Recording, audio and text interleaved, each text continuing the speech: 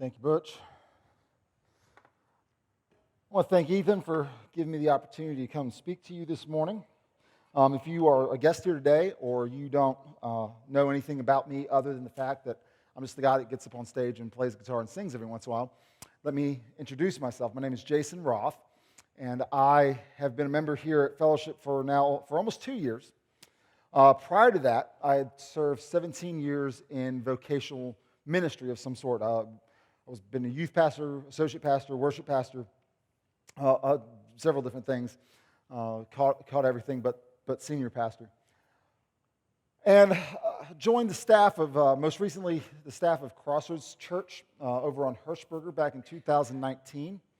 And in 2020, when the decision was made that we were going to permanently close Crossroads Church, and Fellowship had agreed to adopt into its body the remaining membership of Crossroads, I came along as part of the transition team.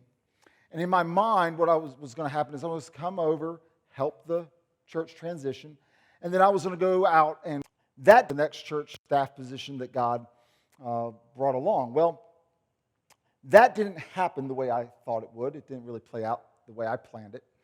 And so we just kind of settled in here. And about 10 months ago, I got a couple of phone calls from a couple people at main campus, Salem campus, asking me if I'd be interested in a position that was less ministerial. Actually, it wasn't ministerial. It was more support.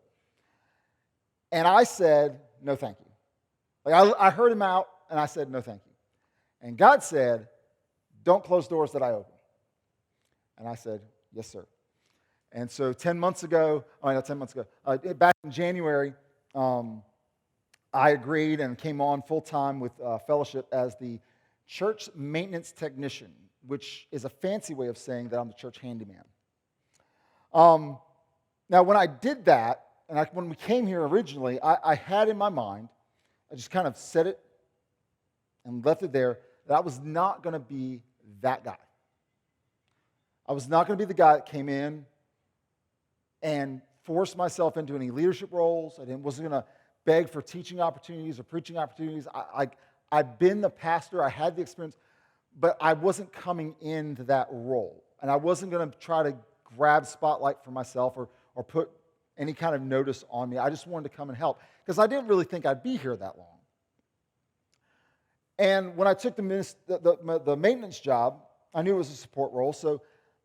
But I really felt like that's where God was opening the door, and I knew it wasn't teaching, leading, all the stuff that I was used to, but I really felt that's what God wanted me to do. But after working for a few months, God started just, I don't know, it's just gnawing inside of me. And I came to Ethan and sat down with him one day. I was over here doing a couple projects, and we were just talking, and I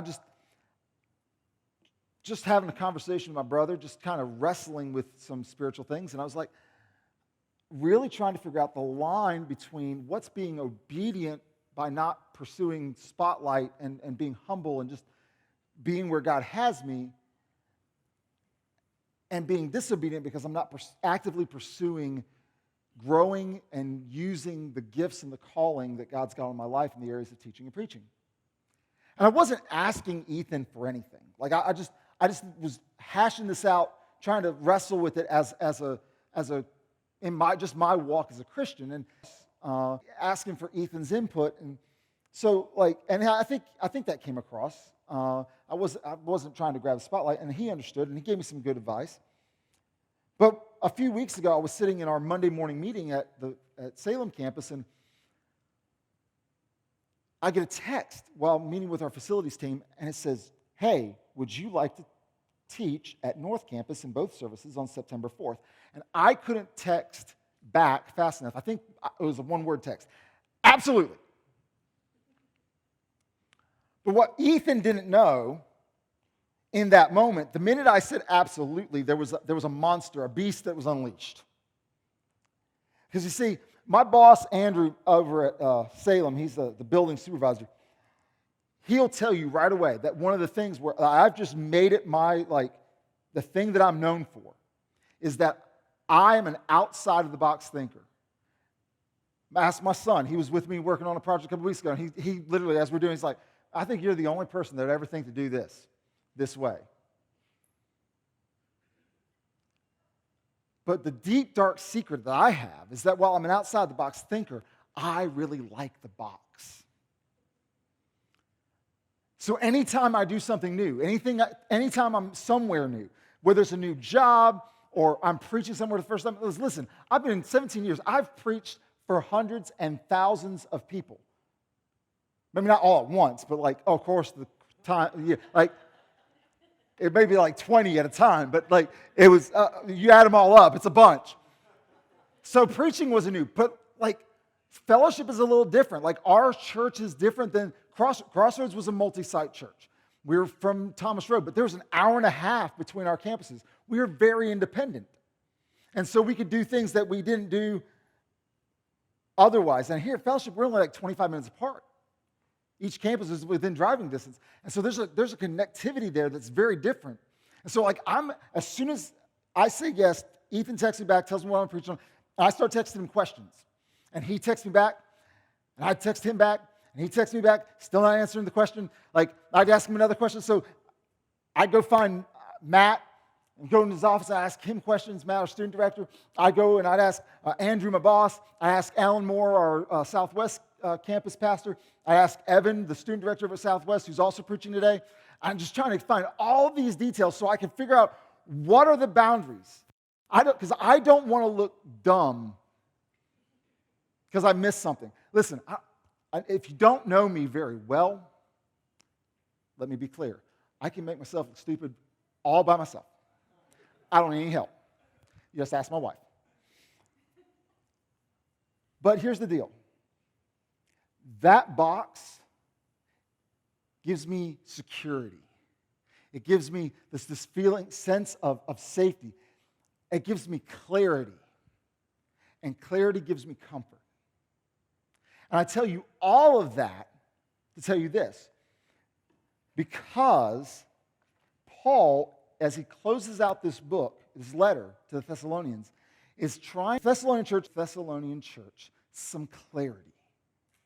Because the Thessalonian church, in what we now know as modern-day Greece, they're mostly Gentiles, so they don't have a background with the Old Testament. They don't understand the prophecies and all this stuff. Jehovah God is just a different concept to them. They're mostly lower class, don't have a lot of education, don't have a lot of experience or background. And so they're coming to this fresh, they're coming to this new, and they're like, I've got all these questions. I remember when I was a kid, there was a cartoon of a little girl. And most of the joke of the cartoon was she just walk up and ask what you're doing, and then just ask why nonstop until finally she got tired of it and be like, okay, bye, and walk. That's how the Thessalonian church is. They have all these questions. They don't know. And Paul's not there. He's in Corinth. He's writing to me. He says at the beginning of this book, I wish I could be there, but I can't. And so he's trying to answer all these questions. Now, one of the elephants in the room is the idea of Christ's return. Because the church had heard about Jesus. They don't have a background in the Old Testament. They say, hey, Jesus Christ is returning. Well, you tell me Jesus Christ is returning. He just left. I'm thinking now. So they're trying to figure out when is this going to happen? And so Paul's giving them some questions. And what I love about Paul is that he's my kind of guy. He's got a little snark sometimes. He's got a little sarcasm in what he writes. So he opens this chapter in verse 1, 1 Thessalonians chapter 5, about the times and seasons, brothers and sisters, you do not need anything to be written to you. For you yourselves know very well that the day of the Lord will come just like a thief in the night. Now, I can imagine the Thessalonian leaders getting the book, the letter out, and they're reading it, and they read those lines, and they're like, of course we don't need you to write you anything about the times and the seasons. Well, yeah, I knew that. Didn't you know that? Yeah, I knew that. Paul said, I've told you before. I don't need to write you about the times and seasons. It's going to come like a thief in the night. But so Paul's going to write the rest of this chapter, end out his letter. He's going to start drawing this line and dividing the attitudes of an unbeliever and a believer and contrasting them of how their actions are different. And just by addressing the elephant in the room, he's going to start with the attitude towards the return of Christ. And there's three ways that he's going to ask the Thessalonians to act upon the return of Christ. He wants them to have an attitude of anticipation, an attitude of expectation, and an attitude of preparation. Say it again.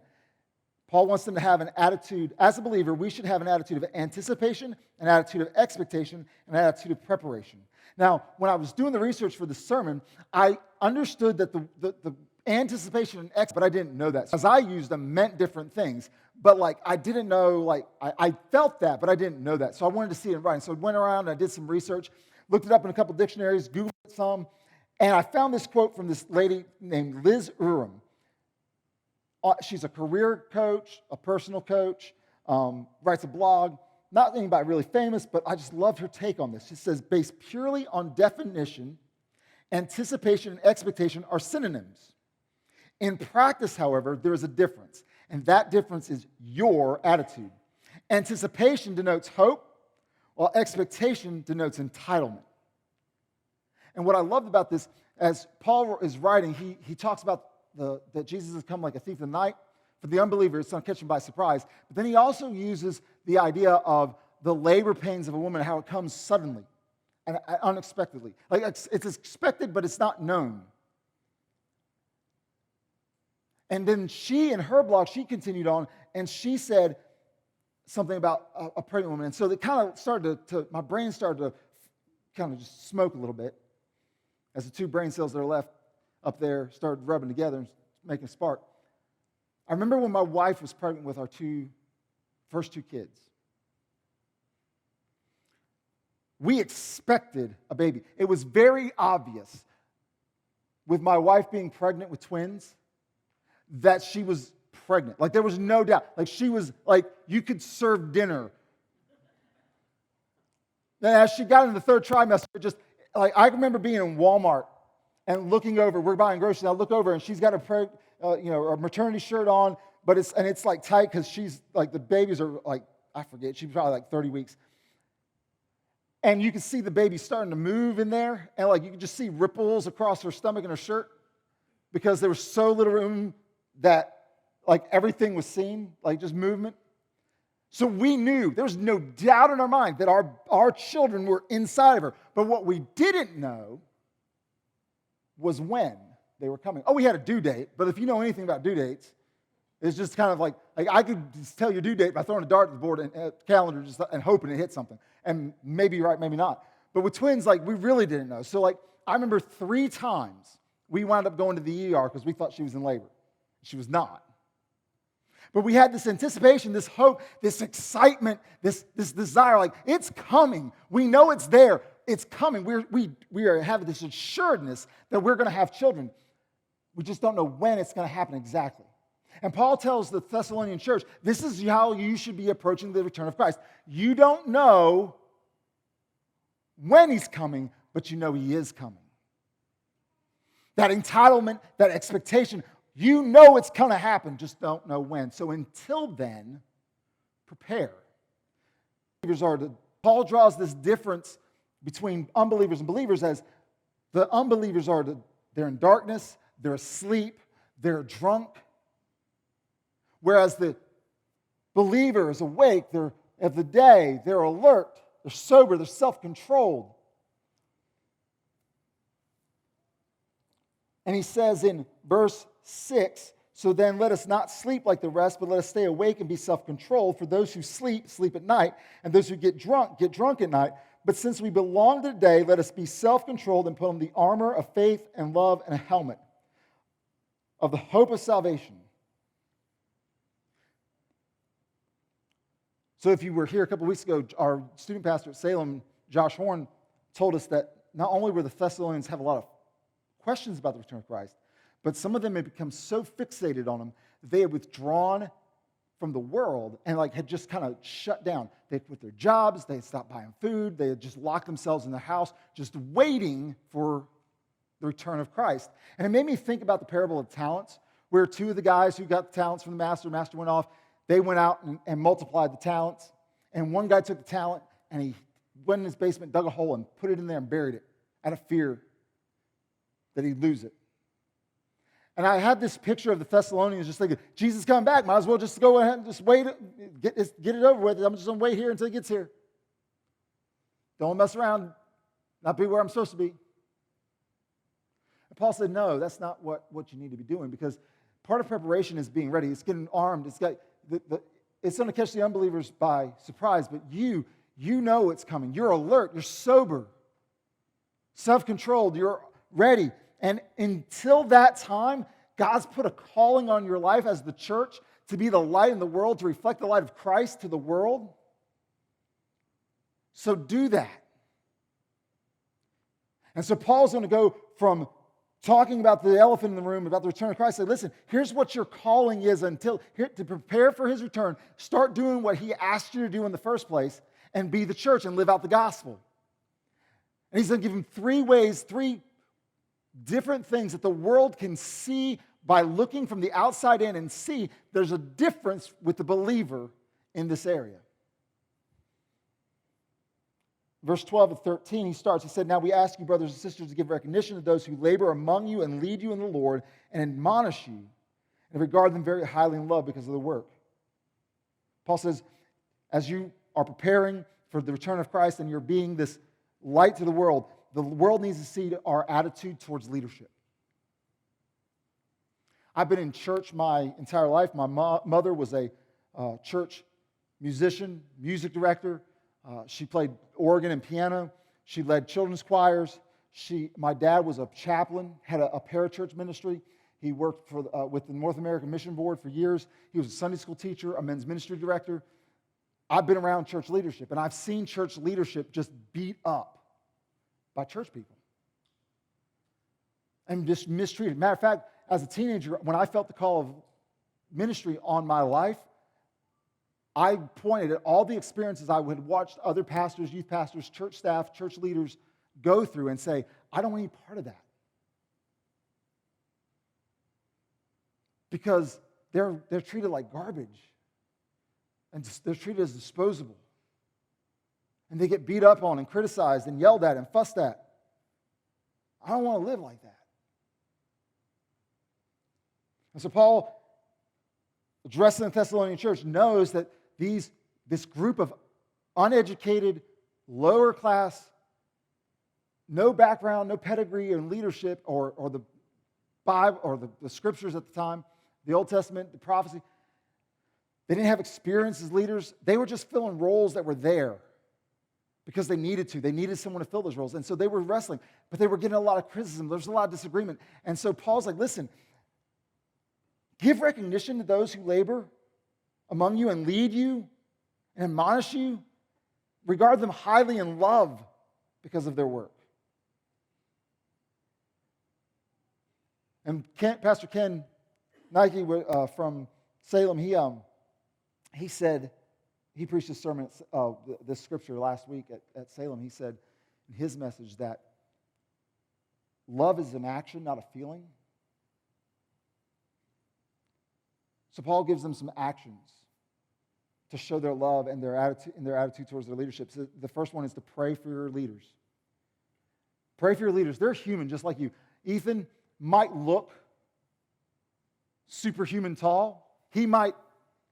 Last year I installed I redid our kitchen. We installed a 10-foot concrete countertop in our kitchen. I made it, and I made it downstairs in my basement, and I needed to go upstairs into my kitchen.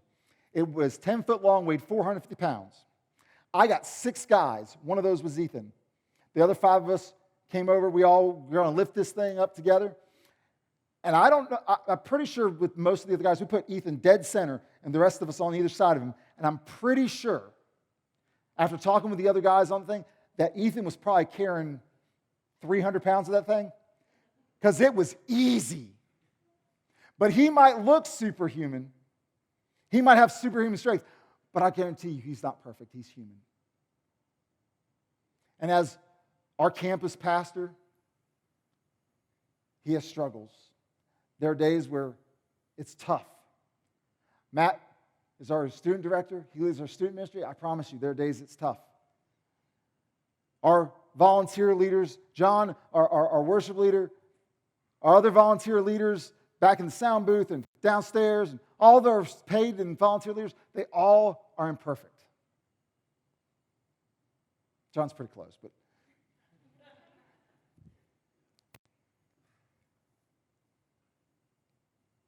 But we don't help them by reminding them they're imperfect. We help them by praying for them. Second way he says we can love each other or love our leaders is we can challenge our leaders. And listen, there's a difference between challenging our leaders and being a challenging church member.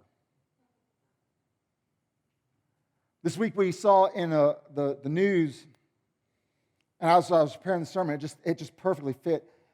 There was a famous pastor at a big church, I'm not going to use names, who announced that he was taking a leave of absence from his position.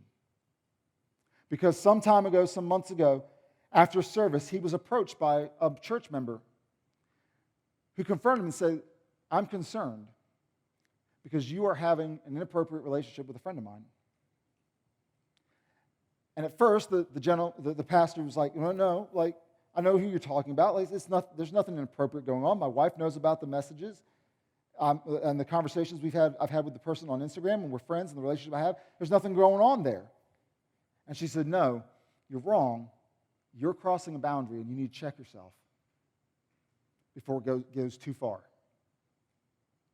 And so according to the church, he left that conversation, went immediately to the elders, then to his wife, informed them of what was going on. The elders met together. They brought an outside group to evaluate the situation and examine the situation.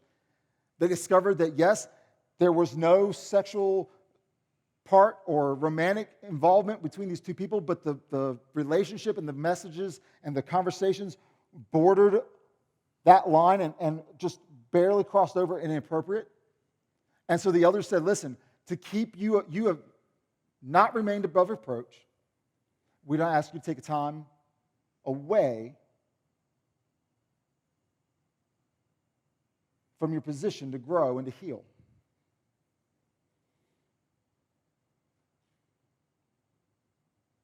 That's what challenging means. Right after I preached this message in the last service, I was out there in the hallway and someone came to me and asked me a question about a point that I'm going to make later because I wasn't super clear on it. So if you, as a church member, go to your leaders, challenge them. When they teach something you don't understand, that you feel isn't right, go to them. Ask them to wrestle with that with you. They might be wrong. Maybe you misunderstood, or maybe they didn't do a good job clearing it up. Don't go behind their back and cause trouble for them. Don't undercut them to everybody else and tell them that they're no good. Hold them accountable biblically. Because it's tough being a leader. And they need your encouragement. So encourage your leaders, Paul says. Because the load they carry gets heavy. Listen, you have no idea what happens in the life of the church. You don't know the weight of the secrets that have to be kept, the conversations that are had, the heartbreak that is heard on the part of your church leaders, your life group leaders, your pastors, all your leaders who take time. It's heartbreaking. And it takes a toll. And some days it's hard to even want to get out of bed and go into church, into office. But they do it because they feel called and they've been gifted and given strength from God. And what they need more than anything is encouragement. As that load gets heavy. I think of Joshua and Aaron as Moses held his hands up. And he got tired of having to come alongside him and help hold up his arms. We need a lot of Aarons and Joshuas in the church to come alongside our leaders to help them hold them up and carry that burden. I'll tell you one way that we can really show love to our leaders and support our leaders, but it's also the next point of what Paul's asking. He says the world is going to see the light of Jesus through you because you treat your leadership differently, but he's also going to see that you have a better attitude towards each other. And in that, you're supporting your leadership because as our attitude towards each other reflects Christ's love for us, we will live in peace with each other. I have never seen a group of people. Well, I say that. I said that before. I'm rethinking that. I think middle school and high school girls might rival, but not quite. I've never seen a group of people who are so eager to eat their own than Christians. Within minutes of the press release from this church finding out about this pastor who's taken a leave of absence, I promise you there were no less than 10 articles in my news feed on social media talking about how awful this pastor was, how there must be secrets, how there must be some background story there that they're not sharing, how there's I knew it, celebrity pastors can't be trusted, the church can't be trusted. Like everybody was just ready to jump on and tear this guy and the church up. I think 3 days later, maybe 4, I finally saw one article come across from one of the sources that had ripped the guy in the first place. Say, you know what? We need to take a step back and say, this is what church discipline looks like biblically. Because across that, we know everything that we've been told, this church handled it right. That relationship never crossed that line to where his marriage is in jeopardy, but he was not found to be above reproach. They did what they were supposed to do. The church member did what they were supposed to do. The pastor did what he was supposed to do. Because he's not perfect. But I guarantee you, that one article, a positive was far outweighed for the days prior of negative articles. And we do that in church. We send around and someone hurts our feelings, someone breaks our heart, someone doesn't do something, someone gets an opportunity that we wanted, and we go to character assassination. And we rip each other apart.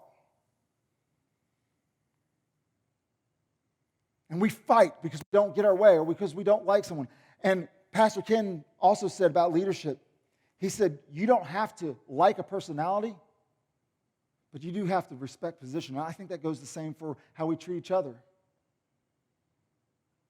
Ethan, I don't have to like you. I mean, I do like you, but I don't have to like you. But God called me to love you regardless. I would never not like you. You're too big and scary. Just pick me up and play with me. Pet me and call me George. But whether or not I like you or not, I'm called to love you with the love that Christ loved me with. And to live in peace with you. And if I disagree with you, hey, listen, I got news for y'all. I don't know if you knew this, but most of the disagreements in this life and in the life of the church have absolutely no eternal consequence. I spent my life growing up in a traditional Baptist church where we fought about nothing and wasted time, hours of time each week arguing and accomplishing nothing for the kingdom. We need to live in peace with each other so we focus on what is important and keep the main thing the main thing. But in that, as we live in peace with each other, it's not just enough to live in peace with each other. We have to take time to love each other and build each other up. And we can't do that in an hour on a Sunday. You can't do that. Listen, Ethan, I know that you have probably heard this because you've been here long enough, but I'm sure that people come in the church and they feel like no one cares about me. No one even talks to me. And you probably ask them, hey, have you been to a life group? Well, I went once and nobody paid me any attention. Right? You've heard that before. I don't know about you, but my best friendships didn't happen overnight. They didn't happen in an hour. They didn't happen in 2 hours at a life group.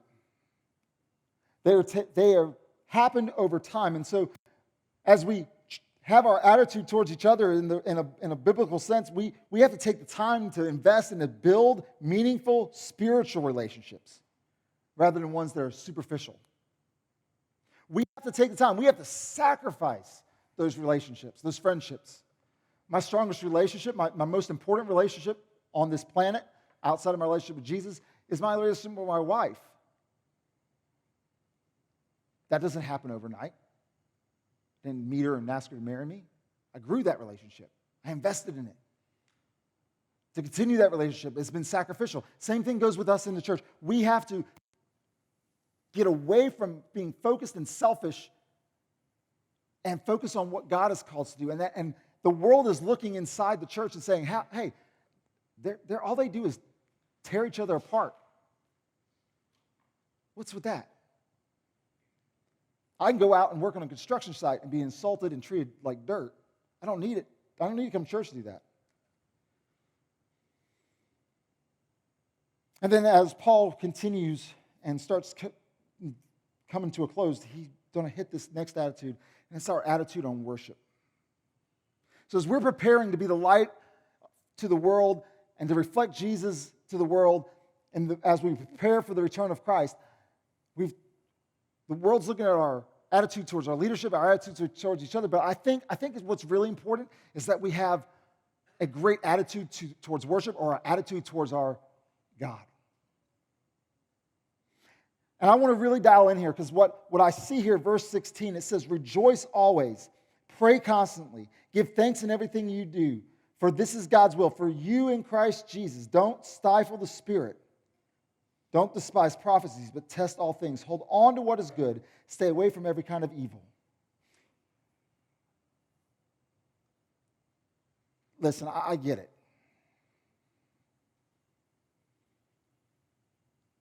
I get it.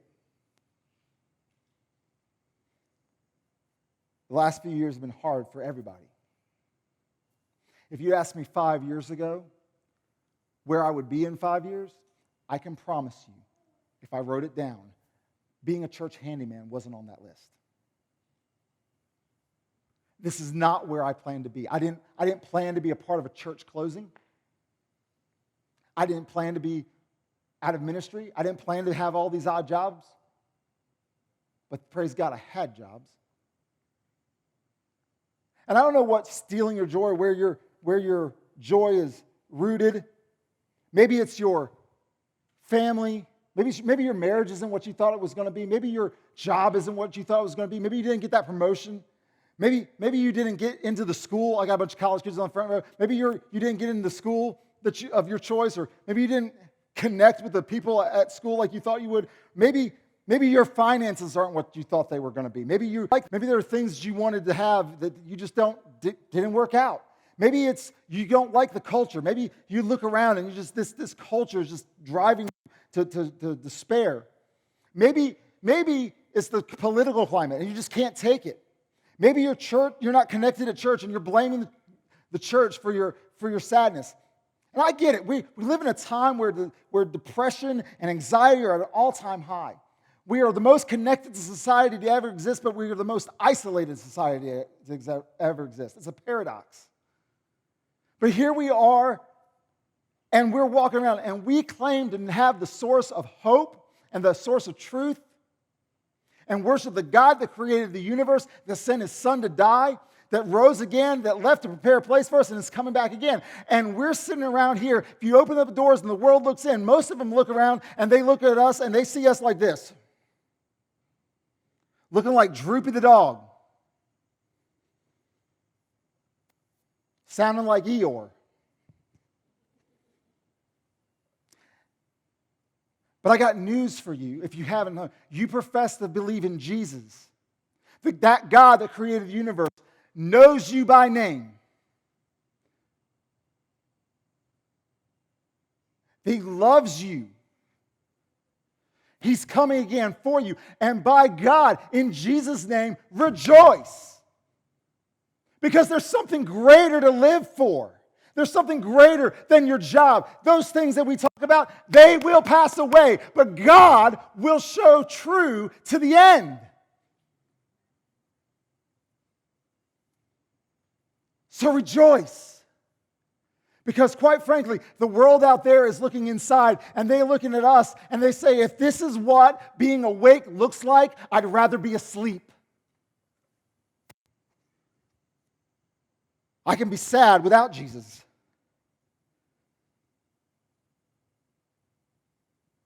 Part of the reason I think we don't rejoice is I think that we've broken down our lines of communication. Paul says to pray without ceasing, pray constantly. Now, I know that if you're like me, you've heard the story where Jesus said to go into your closet and pray alone. And I get that that's important, but I don't think that's what Paul's saying here. The Thessalonians were already locking themselves away. I don't think he was saying, go and lock yourselves in the closet and have your prayer time constantly. That's not practical.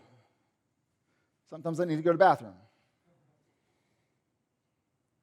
But when I worked as a painter, I worked as my boss's assistant for a little while, and then I had my own assistant, and we would work together, and we would have this open dialogue. So if he's on the one side of the room working on one part of the project, and I'm on the other side of the room working on this part of the project, I can say, hey, buddy, I need your help over here. Or, hey, can I help you with that?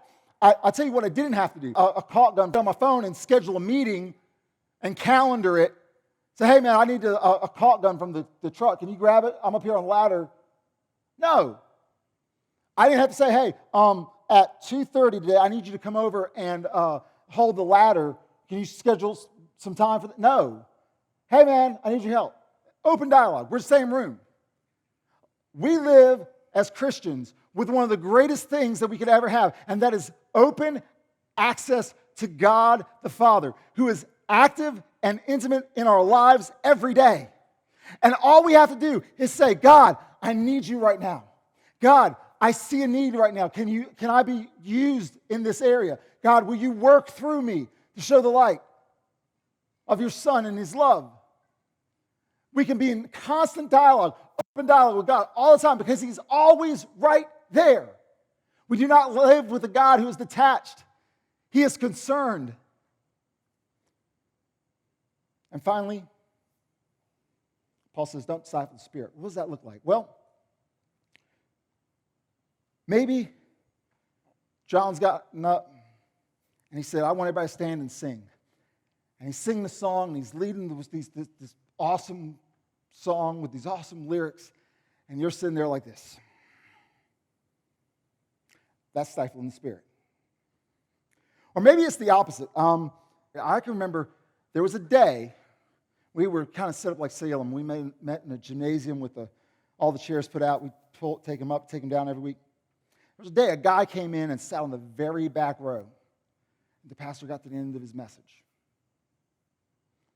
He started praying. He said, God, if there's anybody. And the guy in the back row, I was standing in the back as an usher, and he was sitting there. And all of a sudden, as soon as the pastor started doing the invitation and praying, this dude stood up, and just shouted, glory! And every sentence that the pastor said, he'd be like, glory! 600 people in the room, one guy shouting.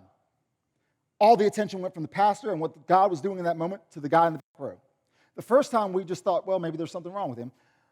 The third week, we had deacons go over to him and say, listen, we don't know what your deal is, but that is not of God. We had a group of ladies at that same church a few months later that got into the Word of Faith movement. And they started producing these handkerchiefs in the middle of service, these big, bright red handkerchiefs. We used to laugh about it. We called them the church growl towel or terrible towel, because they would be in the choir loft, and they just, out of nowhere, they just start waving these big, long, red handkerchiefs. Y'all, that's attention seeking. That's acting from the Spirit. That's stifling the Spirit. Maybe you have a friend or loved one who's really wrestling with the call that God's put in their life, and they're saying things like going into the mission field or leaving their career. Ethan and I were talking about this the other day, earlier today. There were several stories that I know from pastors who were like in their 40s, 50s, that they had everything laid out for them. They had businesses that were prosperous, and in their 40 years old, they just sold everything and went to seminary and gave it all up. And maybe you know someone like that, and you're like, now that's not practical. I don't know that that's what you should be doing. And you try to talk them out of it. That's stifling the Spirit. Maybe you think the church should be run one way, or they should be doing one thing, and the leadership of the church is saying, no, we're going to prioritize this. And you're like, well, I'm not going to support it because I don't think that's right. I think we should be doing something else. Well, then you need to find another church because that's stifling the Spirit. If you can't follow and support your leaders in what they're leading the church to do and be along in the Spirit and part of what the Spirit's doing, then don't be a part. Find somewhere where you can be.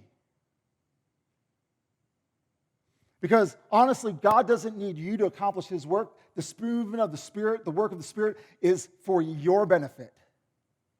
And the best you're going to do is rob yourself. The worst you're going to do is rob some of the people around you from the blessings that God is trying to produce in their life, the growth that He's trying to produce in their life temporarily for them, maybe permanently for you. And Paul ends his passage 23 through 28. I'm not going to read it again. But he just reminds them, listen, be blameless before God. Follow the God of peace. Love each other. Greet each other with a holy kiss. Live in grace. Pray for us. And I'm going to close this service. Band's not come up and play. This quote from A.W. Tozer, I think, is relevant. It says, "Let us be alert to the season in which we are living. It is the season of the blessed hope, calling for us to cut our ties with the world and build ourselves on this one who will soon appear. He is our hope, a blessed hope, enabling us to rise above our times and fix our gaze upon Him." When I was growing up, there was a time where I would hear people talk about the end times, the return of Christ. I would hear them talk about politicians and famous figures and refer to them as, I think they're the Antichrist. And I don't know if they meant it to sound this way, but it came off this way to a young man growing in his faith, that the return of Christ was something that, one, we could stop, and two, was something bad. It is a blessing that we live in a season where we can anticipate with excitement the joy of the return of Christ, because that's going to be a good day. It's going to be sad for those who have chosen to ignore the movement of the Spirit and ignore the salvation that is available to them, but it's going to be a great day for those of us who are sealed with the blood of Christ. And so I don't know why you're here this morning. I don't know what brought you in this place. I don't know where you're at in your life and your walk. Maybe you're a believer who is living with no joy, and you have dwelt on every negative thing that is out there. Maybe you're a believer that has been attacking leadership because you're just bitter about something. Maybe you have quenched the Spirit by not engaging in worship. I heard someone say earlier that they had realized that they had just disconnected from worship, and they were convicted that they needed to engage, even if they couldn't sing real well. Maybe you're an unbeliever, and you're living in the darkness, and you know that you're living in the darkness, and you want to see the light. You want to live and walk in the light, and today's that day. Maybe you've seen things like we've seen through Care Portal, or maybe you've seen Christians live out the gospel through Care Portal, or a ministry like that. And today is the day you want to give your life to Christ, because that's something I want to be a part of. Whatever it is, whatever God's saying to you, do it today. May today, when we walk out these doors and into the world, may the world say, something's different about those people. I want what they have. You may be the only opportunity that your social circle ever gets to see Jesus. They may never, the majority of the people in your social circle never enter your church, but they'll see you living out the light and love of Jesus. Let's pray. Father, as we close the day, thank you for the words of Paul. Thank you for this reminder that we are destined to something greater. But in the meantime, those that live outside these walls, those who live in darkness, need to know that you love them and died for them and are coming back for them, if only they would believe. May today be a day of change. Not so that people could talk about fellowship, not so they could talk about Ethan, not so they could talk about me or John and the band, but so they could talk about Jesus and lifted high and made famous to all the world. It's your name I pray. Amen.